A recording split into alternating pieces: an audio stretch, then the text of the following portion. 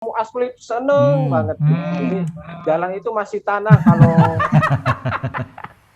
motor itu sampai jatuh gitu ya, kita tuntun dulu gitu. Itu apa namanya rintangan dari segi alam gitu. Assalamualaikum ya jamaah. Assalamualaikum. Salamu, salamu, salamu. Salamu alaikum ya jamaah. Jamaah. Salamu alaikum ya jamaah. Assalamu alaikum. Salamu, salamu, salamu. Allahu Akbar. Salamu alaikum ya jamaah. Salamu alaikum ya jamaah. Assalamu alaikum. Assalamualaikum warahmatullahi wabarakatuh, Sobat Islamku Keren dimanapun berada. Kita bertemu lagi di hari yang cerah kali ini dengan saya Syihab Ahmad dan rekan saya Muzaffar Ahmad di podcast Islamku Keren, Islamku Damai, Islamku Indah, Islamku Keren. Mudah-mudahan teman-teman semua di rumah dalam keadaan sehat walafiat ya. Walaupun dalam situasi pandemi, tapi kita semua diberikan kesehatan oleh Allah SWT. Amin, amin. Pada kesempatan kali ini kita jalan-jalan jauh lagi nih ya. Ngobrol. Kalau dulu kita pernah ngobrol sama, bahasanya masih yang dulu kan ya? Iya, masih masalah penghormatan. Nah, dulu kan pernah yang tugas mubalik yang tugas di Tuvalu di luar negeri. Di luar negeri, ya tuh. Ada beberapa yang di daerah Kalimantan, ya kan? Nusa Tenggara kan? Ya, Nusa Tenggara. Nah, sekarang kita ngobrol dengan seorang pengkhidmat muda, dakwah muda, mubalik muda, ya, yang bertugas di ujung Indonesia ini tuh. Ya, bro. Berbatasan dengan salah satu negara tetangga ya? Ya, dengan Papua Nugini. Kalau kita tahu di ujung utara itu bersana ada Sabang ya. Yep. Nah, ini di ujung timur ada Merauke. Nah, ada teman kita, kolega kita, sahabat kita ya, balik Maulana Hanif ya, yang tugas di sana. Assalamualaikum Pak Hanif.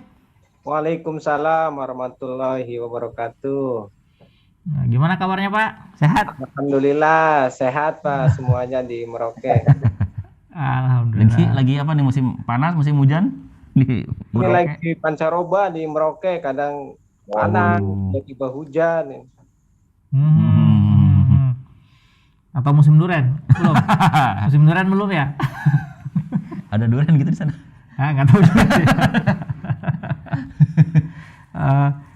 Oke, Pak Hanif, kita mau ngobrol-ngobrol nih ya soal gimana ya Pak Hanif tugas di sana. Mungkin bisa diceritakan awal dapat kabar tugas ke Papua tuh gimana sih ceritanya dulu? Pak Hanif ini tahun berapa ditugaskan ke Papua? Oh iya ya. Jadi pertama ditugaskan ke Merauke ya, ke Papua itu tahun 2018. SK pertama. Jadi sekarang hampir 3 tahun. Nanti bulan Oktober pas 3 tahun. Oktober nanti pas 3 tahun di sana ya. Nah, itu gimana Pak? Awal mula dapat tugas ke sana, perasaannya gimana gitu kan? Jadi awalnya kan begini, setelah angkatan 20 ya, Jamiah Ahmadiyah Indonesia, yang mana ada 10 orang yang lulus ya, setelah mendapat SK Mubalik ya dari Amir Nasional ya. Kemudian ada dari staf misi yang mengatakan bahwa ada 2 orang katanya, 2 orang yang akan ke Merauke dan ke Papua Barat. Nah, dari situ angkatan kami ya sangat gimana gitu ya, tugas di ujung timur Indonesia ya. Kemudian setelah itu ada info, ternyata yang mendapat SK ke Papua adalah saya sendiri dan teman saya, yaitu Iman Mubarak Ahmad yang sekarang di Manokwari waktu itu. Itu pas dikit ya. Nah, itu perasaan Pak Hanif sendiri gimana tuh waktu pertama kali dapat kabar tugas di sana itu? Dengar kata Merauke gitu ya. Sangat-sangat kaget sekali, Pak. Apalagi kan ya tugas di ujung timur Indonesia yang berhikmat di kota paling timur di Indonesia ya. Banyak sekali ya masyarakat ya yang menilai bahwa Papua itu sangat serem sekali karena budaya dan adatnya, kemudian juga masyarakat setempat ya. Itu yang ada di benak saya awal-awal mendapat kabar tugas di Merauke di Papua. Ya, di benak saya ya Merauke Papua itu adalah pelosok jauh kemana-mana di hutan. Akan tetapi alhamdulillah setelah istilahnya terjun ya ke Merauke ternyata tidak demikian, bahwa Merauke ya istilahnya sudah modern gitu ya, tidak di hutan, kemudian masyarakatnya juga sangat baik, suku-suku orang Papua juga sangat ramah dengan kita semua. Itu Merauke-nya di kotanya Pak ya? Ya, betul, di kotanya. Jadi kalau dari kota Merauke ke Papua Nugini itu kira-kira jaraknya 70 kilo. Oke, 70 kilo. Kita sering kadang-kadang deket lah. Gitu. Sering jalan gini. Nah, gini, sebelum pernah kebayang sama Pak Hanif gitu bahwa nanti akan ditugaskan ke tempat yang sekarang kayak Merauke gitu. Pernah nggak terbayangkan atau terpikirkan sebelumnya ketika masa jamiah misalnya dari sejak mulai jamiah tingkat 1 sampai tingkat 5 ada bayangan nggak bakal ditugaskan ke tempat yang kayak gini gitu? Awalnya tidak ada bayangan, Pak. Ya, saya ya tugas ke ujung timur ya di pelosok di Merauke Papua. Awalnya ya saya kira ya walaupun di luar Jawa ya, di Pulau Manakah, tapi alhamdulillah gitu istilahnya bisa berhikmat di Merauke di Papua. Ya, amin. Terus ini ada nggak yang disiapkan setelah dapat nih, kan pasti yang namanya baru ke tempat baru ya, baru tugas, ada sesuatu mungkin yang dipersiapkan oleh Pak Hanif untuk datang ke sana, apakah mungkin searching kah atau apa atau gimana? Apa yang dilakukan tuh sebelum berangkat ke sana tuh? Jadi awalnya ya sebelum keberangkatan saya ke Merauke ya, jelas ya yang pertama adalah dokumen-dokumen ya, karena memang di Merauke istilahnya kita harus domisili ya, harus menjadi warga Merauke. Jadi yang pertama adalah kita mengurusi masalah surat pindah dan dokumen yang lainnya. Kemudian juga saya dengar ya sebelumnya karena Papua ini terkenal dengan penyakit malarianya ya. Jadi kita waktu itu sibuk dengan perlengkapan obat-obatan gitu. Salah satunya ya obat homeopati, bagaimana supaya kita terhindar dari penyakit malaria. Karena memang penyakit malaria di Papua ini sangat ganas sekali ya, khususnya di daerah-daerah pelosok ya. Itu memang orang sangat mudah terkena penyakit malaria. Jadi itu beberapa yang saya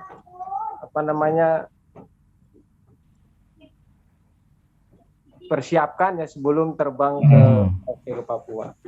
Iya, memang banyak pembalik kita yang tumbang ya karena penyakit malaria itu ya. Ada beberapa pembalik termasuk Maulana Iman kemarin ya. Terus sebelumnya juga teman ada kita juga kan, teman kita juga ya, tuh Pak Tep ya, juga sama tumbang karena malaria. Cerita soal malaria ini memang luar biasa. Betul, gitu. di Papua itu memang hal yang paling berat itu yaitu penyakit malaria itu. Kalau Pak Hanif sendiri pernah kena Alhamdulillah gitu Pak, selama di sana? Tidak pernah. Kalau teman saya di Manokwari, Pak Iman itu baru berapa bulan dia terserang gitu, karena memang kondisi cabang juga di pelosok gitu ya, di Wedoni jadi lebih gitu. Alhamdulillah aman. Manokwari juga sama. Oh iya.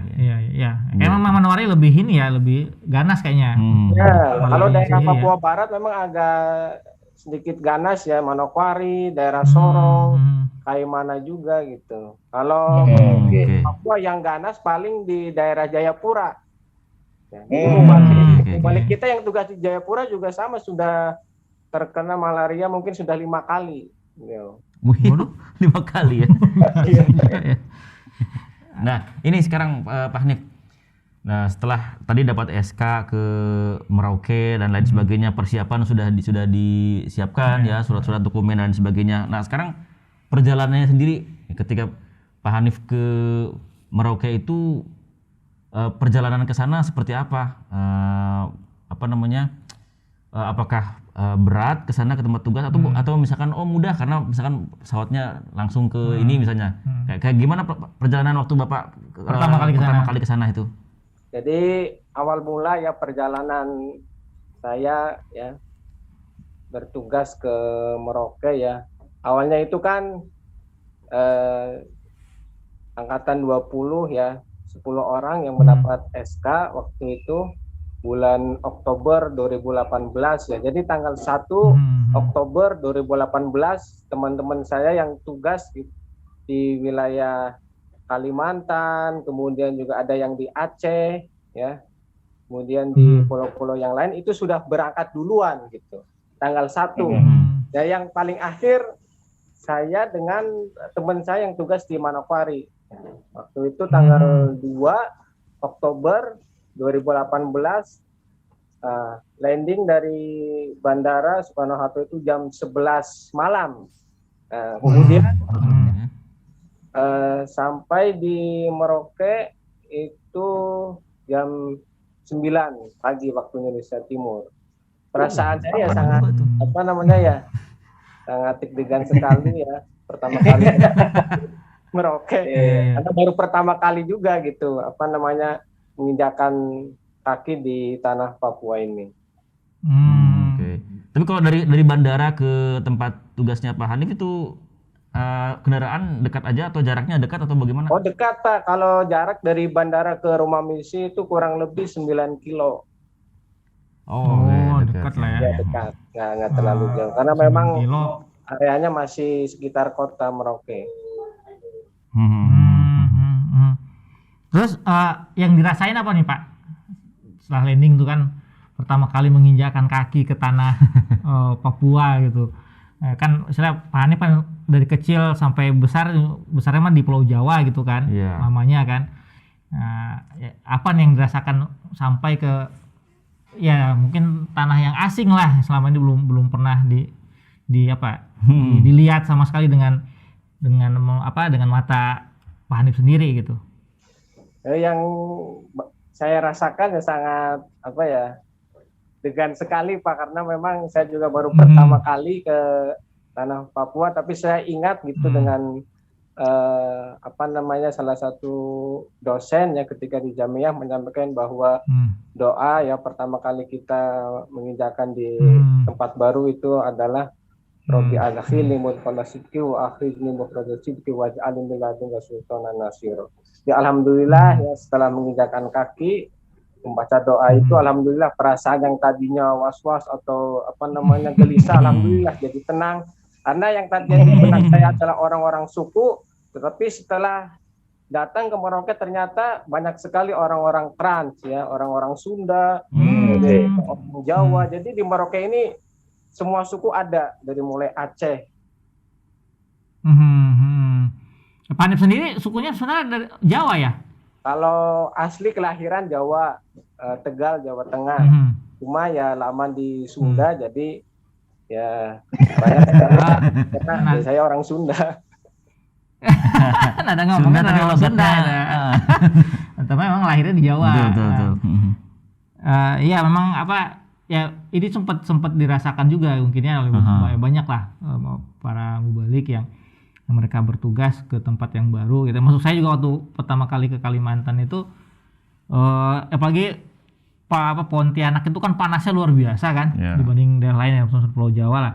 Ini ketika menginjakkan kaki di sana di Pontianak ya pertama kalau secara ini dengan cuaca yang panas luar biasa sesuatu yang baru kan. Nah, kemudian ya rasa excited itu ada pasti dan ya walaupun ada was-was ya, tapi ketika sampai ya tadi doanya tadi memang luar biasa itu, mujarab sekali doa yang disampaikan Pak Hanif tadi itu. Itu memang semua mubalik yang tugas di tempat yang baru ya, baik di Jawa juga sama aja sebenarnya, tempat yang baru di mana aja pasti perasaannya tuh sama semuanya. Iya. Namanya tugas tempat yang baru. Berbeda kalau kita misalnya tugas di kampung halaman sendiri atau tempat sendiri, mungkin rasanya lain gitu. Nah, Pak Hanif nih, ketika sudah sampai di sana gitu kan, nah hal apa yang pertama kali Pak Hanif lakukan ketika sampai di sana? Nah, kemudian yang dilakukan sebagai seorang mubalik ya, tugas di Merauke apa nih, yang kan biasanya suka ada, saya harus gini. Nah, yang pertama kali Pak Hanif lakukan apa tuh? Jadi pertama ya yang saya lakukan setelah mendarat ya, tiba di Merauke ya, jelas kita melapor ke RT ya dan masyarakat setempat ya, dengan kehadiran saya dari Jawa ke Merauke ya. Kemudian juga setelah melapor ke pihak RT RW dan tokoh masyarakat ya, setelah itu kita mengunjungi ya beberapa tokoh masyarakat yang ada di sekitar Kota Merauke ya. Itu langkah awal saya ya ketika pertama kali tugas di Merauke. Setelah mapping ya di lingkungan sekitar Merauke, kemudian saya mengunjungi yang mendata anggota yang baik itu yang aktif maupun yang kurang aktif, adapun MB yang istilahnya belum ada tajnidnya, kita urus semuanya. Alhamdulillah setelah kita tajnid semua, baru kita istilahnya fokus kepada pertabligan. Jadi kita mapping daerah-daerah yang ada di Merauke yang potensinya sangat baik untuk kita bertablik begitu. Itu langkah awal yang pertama saya di Merauke. Teman-teman mungkin yang nggak tahu tajin itu apa, semacam sensus gitu ya, pendataan, mendata anggota kita ya, ada berapa di mana. Jadi sehingga mubalik ini ketika sampai di satu tempat mudah gitu ya, mau membuat strateginya seperti apa gitu kan, untuk pembinaan targetnya bagaimana gitu. Itu sambutan dari orang di sana sendiri gimana, Pak? Kalau sambutan dari orang di sananya, alhamdulillah. Jadi pertama kali yang menyambut ya kedatangan saya di Bandara Mopah di Merauke adalah mubalik yang ada di daerah Merauke ya. Kemudian juga anggota pengurus Kudam juga menyambutnya dengan hangat, dengan penuh dengan kegembiraan, karena memang di Merauke ini banyak anggota gitu, tapi belum ada mubalik. Nah, jadi sempat kosong gitu. Jadi yang mengisi sebelum adanya mubalik itu Maulana Umar yang ada di cabang Kurik, dan itu jaraknya kan lumayan jauh, kira-kira 10 kilo dari Kurik ke. Berapa kilo? Sempat kosong itu 1 tahun. Jadi mereka sangat beruntung sekali gitu ya dengan kedatangan mubalik ke Merauke. Mereka sangat-sangat senang sekali dan antusias sekali gitu menyambut dengan penuh kehangatan. Kalau dari masyarakat sendiri, Pak Hanif, selain dari anggota ya, dari masyarakat, ya tokoh masyarakat, pasti kan kita memperkenalkan diri itu ke mereka tuh. Mereka tahu nggak kalau misalkan Pak Hanif ini seorang mubalik dari Jemaat Ahmadiyah gitu? Kalau masyarakat alhamdulillah ya, mereka juga menyambutnya dengan baik. Ada beberapa masyarakat yang sudah tahu ya saya seorang mubalik ya. Ada juga yang belum tahu ya, ada juga yang tahunya saya itu seorang guru ngaji dan yang lain-lain. Ada beberapa memang yang kita istilahnya mana yang perlu kita sampaikan gitu ya, yang supaya kondisi kita pun aman gitu selama tugas di Merauke. Karena memang mayoritas di Merauke juga suku Jawa ya dan orang Sunda ya. Jadi alhamdulillah adaptasi saya pun ya lebih mudah gitu, karena orang suku pun ya sedikit gitu kalau di Merauke ini. Itu anggota tersiar atau memang berada dekat dari tempat Pak Hanif tinggal? Pak. Kalau anggota jauh gitu dari rumah misi gitu ya, jaraknya ada yang 30 kilo gitu. Itu ada namanya daerah Semangga 3, ada itu 30 kilo. Ada yang di pesisir, di Dalir gitu, pesisir pantai itu jaraknya juga 40 kilo. Jadi jauh-jauh gitu. Jadi kita kadang kunjungi 1 minggu sekali gitu ke anggota atau mubayin baru gitu. Jadi Jadi tidak ngomplek gitu, jauh-jauh. Oh, oke. Kalau yang paling banyak mayoritas tinggal di daerah mananya di Merauke-nya anggota, Pak Hanif? Mayoritas anggota, Pak. Ya. Kalau anggota memang mayoritas orang Jawa ya, Jawa Tengah. Karena memang dulunya Jemaat Ahmadiyah ini ada di Merauke ini awal mulanya kan dari anggota yang trans ya, dari cabang Krucil Banjarnegara. Jadi di Kekurik trans, kemudian dari situlah gitu ya.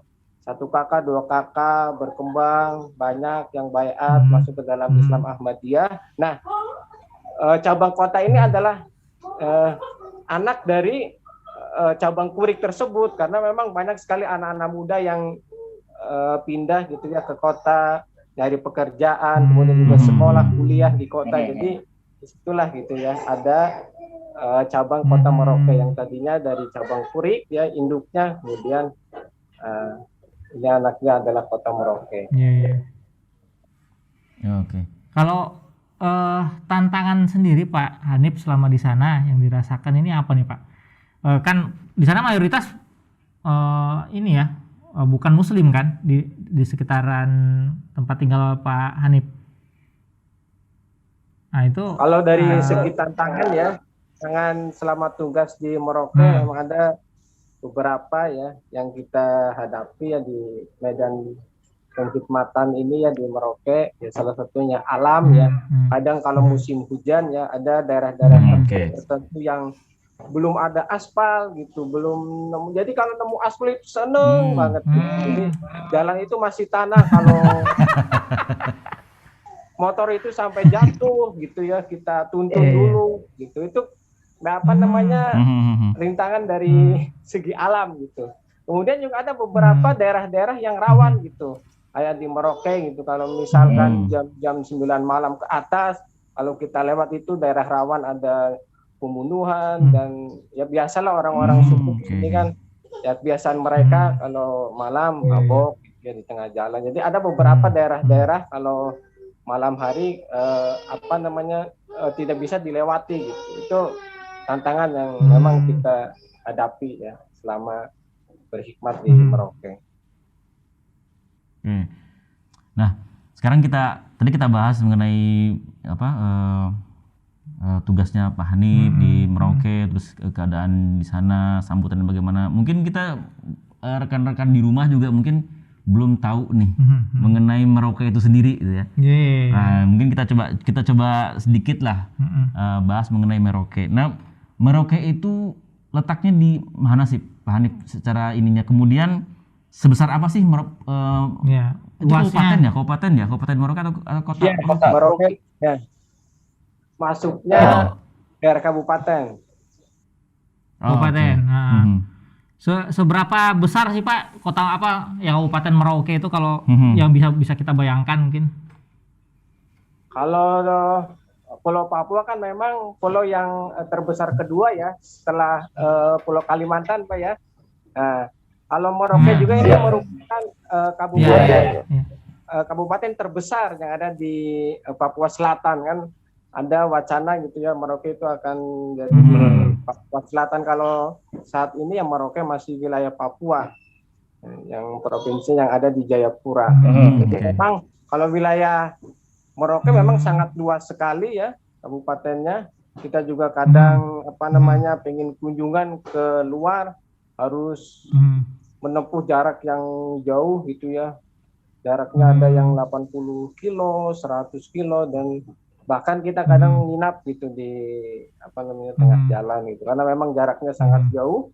Kemudian juga jalan Trans Papua juga belum bisa kita lewati gitu ya. Jadi antar kabupaten kita belum bisa tembus gitu. Jadi kalau kita mau kunjungan ya kita harus pakai pesawat gitu atau pakai kapal. Bisa kita istilahnya. Dan misalkan kita mau kunjungan lewat darat pun masih rawan gitu karena kan daerahnya masih hutan gitu, belum ada rumah, belum ada warga di sekitar jalan Trans Papua itu gitu. Dan Merauke ini kan disebutnya kota rusa gitu karena memang rusanya gitu. Di jalan-jalan tuh masih banyak rusa berarti Pak? Kalau sekarang udah sedikit Pak. Kalau dulu sih orang-orang awal-awal trans di sini itu di belakang rumah, di depan rumah itu rusa itu gitu. Jalan-jalan. Sekarang ini ada kondisi geografisnya sendiri. Kondisi geografisnya sendiri bagaimana Merauke ini? Apakah pegunungan, apa pinggir pantai? Kalau secara geografis memang di Merauke daerahnya dekat ke pantai ya. Datar, nggak ada bukit, gitu. Jadi wilayahnya datar semua gitu. Jadi enak juga sih kalau kita naik motor gitu ya, berkunjung itu jalan lurus, nggak ada naik turun, nggak ada belok-belok kayak di Jawa gitu ya. Gitu. Kalau dari geografis ya Merauke memang dekat ke laut ya. Ya, Pak Hanif, kita tadi kan ngomongin tadi soal geografis sudah di ini. Nah, mengenai kultur sendiri Pak, kultur masyarakat di Papua itu gimana sih Pak? Khususnya di Merauke ya? Ya, khususnya di Merauke yang tempat Pak Hanif ini tugas. Kalau kultur ya budaya yang ada di Merauke, memang suku yang ada di Merauke itu banyak sekali Pak ya, banyak sekali suku yang ada dan bahasanya pun antar suku mereka beda. Misalkan suku terbesar di Merauke kan suku Marin. Nah, Marin pantai sama Marin gunung itu bahasanya pun beda gitu. Jadi memang banyak gitu ya? Memang Papua ini terkenal dengan suku bahasanya gitu. Kalau dengar ada beberapa ratus gitu ya, 100 lebih mungkin bahasa suku yang ada di Papua gitu. Kalau suku yang terbesar di Merauke ya suku Marin. Banyak sekali masyarakat suku Marin yang ada di Merauke. Akan tetapi masyarakat gitu yang mayoritas di Merauke ini adalah memang orang-orang trans gitu ya. Yang memang dulu di zaman Pak Harto ya dengan adanya transmigrasi ini alhamdulillah gitu. Merauke, Papua juga dari segi budaya dan yang lain sangat maju sekali gitu. Beda dengan sebelumnya gitu kan. Dan dari trans itu juga sangat berdampak sekali kepada suku-suku yang ada di Merauke, Papua ini gitu. Kalau penyebarannya sendiri Pak Hanif, kalau seperti di Kalimantan, kalau saya dulu di Kalimantan Timur itu di daerah Kutai Barat itu kan mereka ada domisili tempat domisili mereka sendiri ya. Kalau yang dari daerah Sulawesi ya Bugis, Makassar itu biasanya di pinggir-pinggir sungai, sisir. Nanti kalau daerah yang agak ke kotanya Jawa dan lain sebagainya, kalau dia agak ke bukit-bukit itu biasanya orang-orang asli. Nah, ini di sana bagaimana, Pak? Kalau di daerah Merauke ya untuk orang-orang suku itu biasanya itu di dekat ini di pinggir pantai gitu. Jadi mereka betul kayak tadi di Kalimantan sama gitu ya. Mereka kadang berkumpul gitu ya di tepi pantai, pesisir pantai ataupun di tengah-tengah hutan gitu. Mereka kadang buat kalau musim kemarau gitu yang buat rumah, warga gitu. Nanti kalau udah musim hujan atau musim yang lain mereka pindah lagi gitu. Ada juga yang seperti itu gitu dari masyarakat Merauke. Ya kalau di Kalbar itu kan orang-orang Dayak biasanya itu di hutan itu kalau kan tergantung dari kebiasaan mereka kan. Kalau di pesisir itu Melayu. Kita setahun sekali gitu ya pesta adat gitu ya, pesta adat. Kalau sekarang kan mungkin kalau dulu kan masyarakat Merauke Papua terkenal dengan memakai koteka gitu ya dalam Kalau sekarang kan sudah modern ya. Ada pesta-pesta adat mereka biasanya masih memakai ya koteka dan pakaian ya adat-adat khas-khasannya ya. Papua gitu. Itu biasanya seru sih ya kalau ada acara-acara begitu. Iya, seru ya. Ya, dan tempat berkumpul juga. Benar. Yang lainnya. Iya. Tempat berkumpul ya sebenarnya orang-orang dari mana-mana kan pas festival itulah ngumpulnya. Betul. Dari gunung mereka turun gunung, dari pantai mereka datang ke kota gitu. Benar. Tapi selama masa pandemi ini acara-acara seperti itu masih ada dilakukan atau bagaimana? Kalau selama pandemi sudah tidak ada Pak, karena memang gitu ya. juga dibatasi gitu ya.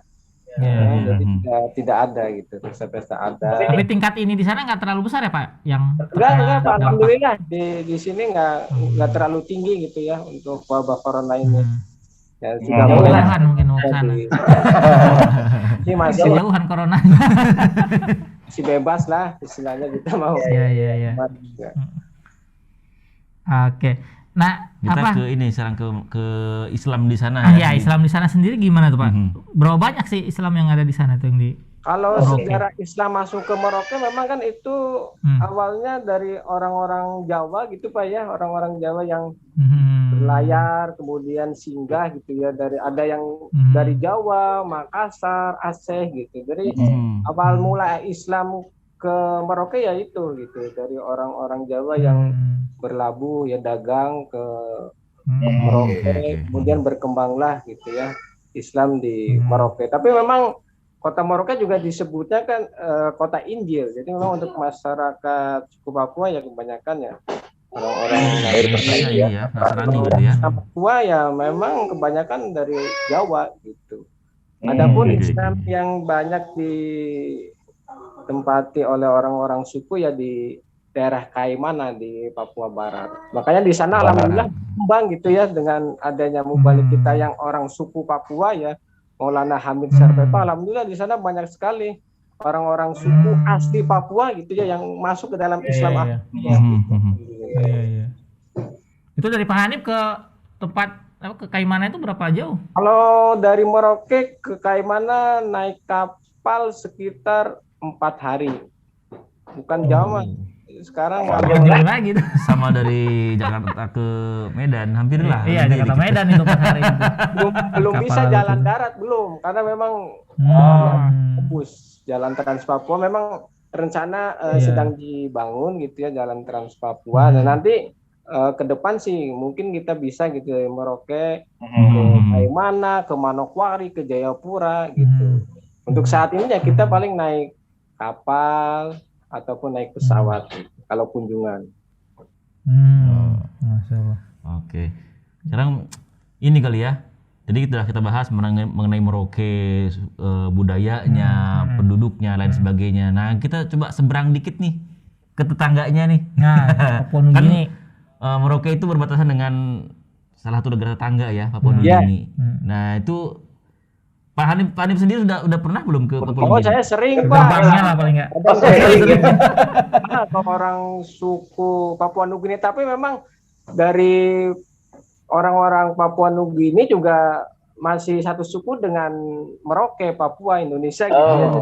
Bahasanya juga kadang ada yang sama gitu di perbatasan Papua Nugini dengan Indonesia gitu. Kadang kita main berkunjung gitu sekalian bertablik di daerah perbatasan juga alhamdulillah. Tapi ya selama pandemi ini memang perbatasan Papua Nugini dengan Indonesia ya untuk sementara gitu. Jadi kita tidak bisa ketemu dengan orang-orang Papua Nugini. Tapi sebelum adanya wabah corona ini ya kita bisa gitu berhubungan, berkomunikasi dengan orang-orang Papua Nugini, tapi memang bahasa mereka menggunakan bahasa Inggris. Jadi kita kadang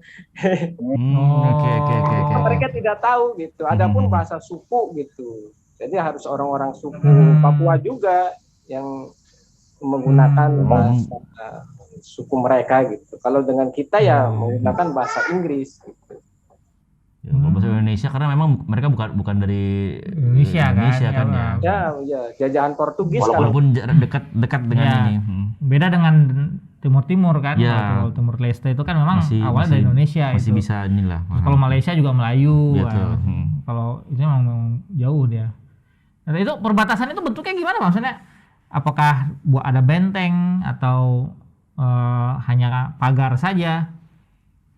Mudah nggak ke perbatasan di sana atau ada harus surat-surat itu? Biasa kita mudah Pak, kita datang ke Papua Nugini gitu ya hanya melapor saja gitu, lapor ke tentara yang ada di perbatasan, cukup dengan kita menyerahkan KTP gitu ya, kartu tanda penduduk, kemudian kita bisa melewati gitu ya daerah perbatasan Indonesia Papua Nugini. Jadi setidaknya yang udah pernah lah ke luar negeri walaupun hanya di daerah perbatasan. Tapi mungkin hanya terbatas mungkin ya, nggak bisa sampai ke ibu kota Papua Nugini Iya. misalkan ya. Karena memang luas Bisa, juga kan Papua Nugini luas Ya, juga. hanya ada di daerah perbatasan saja, nggak bisa kita datang ke perkampungan Papua Nugini. Kalau mau datang kita pun harus punya visa gitu ya. Kemudian juga harus Iya betul. Iya. Memang itu dan hanya perbatasan aja gitu ya. dari perbatasan Indonesia Papua Nugini itu ya, kalau mau ke perkampungan mereka itu jauh gitu lewat hutan. Iya benar. Ya, Tapi kadang masyarakat yang di daerah perbatasan ya itu. gitu ya, belanja kadang mereka datang ke Indonesia gitu karena ya mereka juga karena jauh gitu ya dengan perkotaan, jadi lebih dekat ke Indonesia, mereka kadang belanja harus sayuran. Mata uangnya gimana, Pak? Ya, Pakai mata uang apa? Rupiah? ya mata uang mereka kadang ditukarkan di daerah perbatasan gitu. Kalau mata uang Ada pertukaran uang. apa namanya? Kina ya. Oh, oke, menarik juga itu. Iya menarik juga. Ya, sama kayak sama dengan perbatasan Malaysia Indonesia ya. Ya, waktu saya juga dulu tugas di sana kan, saya di Kalimantan Barat, Bengkayang itu dekat itu ke Malaysia, ke daerah Jagoi Babang itu sekitar 100 km lah. Itu ya kita juga kalau ada tamu apa sering kita bawa ke sana itu ke perbatasan, kita ngopi di Malaysia. Minum cae gitu di Malaysia. Itu yang jualannya orang-orang Indonesia juga sebenarnya. Sudah lewat perbatasan seperti itu. Ya hal yang menarik Ya, juga. negeri juga asik Pak. Mereka ramah, baik-baik gitu ya pada orang Indonesia. Kalau ada kita, mereka senang sekali gitu. Iya. Nah, kita dulu punya teman ya orang Papua Nugini. Ya, dulu pernah juga kan Di Jamiah sempat juga menuntut pernah. ilmu Iya. juga di Jamiah Indonesia. Iya, ada 2 orang. Ada 2 orang itu, orang dari Papua. Memang ramah-ramah sih. Ramah-ramah, baik-baik sekali. Oke, Pak, nih di penghujung nih terakhir. Yang terakhir. Mungkin bisa cerita ada nggak pengalaman menarik, Pak? Ya yang paling menarik lah, mungkin pengalaman masih banyak ya. Pengalaman paling menarik Paling selama menarik lah selama Pak Hanif tugas di sana gitu, 3 tahun di sana. Kalau pengalaman yang sangat menarik gitu ya, yang sangat berkesan ya selama tugas di Merauke ya, salah satunya adalah ya awalnya kan tugas di Merauke ini istilahnya di Merauke ya, anggota belum ada yang memang sangat antusias gitu ya dalam berhikmat di jemaat. Tapi alhamdulillah ya, dengan seiring berjalannya waktu, kemudian juga dengan doa gitu ya, dengan supaya dipertemukan dengan orang-orang yang hatinya bersih, alhamdulillah gitu ya. Pengalaman yang sangat berkesan sekali ya dengan baiatnya gitu ya Ustadz Rukmana gitu ya, yang sudah memang orang Sunda, Tasikmalaya, yang tadinya memang nggak ada apa ya anggota yang sangat antusias gitu ya untuk berhikmat, untuk bertabligh gitu. Tapi alhamdulillah setelah baiatnya Ustadz Rukmana ya, itu pun selama 1 tahun lebih kita bertabligh gitu, pelan-pelan kita kunjungi, kita sampaikan tentang kebenaran Imam Mahdi gitu ya. Alhamdulillah gitu. Dengan berbaiatnya Ustadz Rukmana, istrinya, keluarganya, alhamdulillah gitu.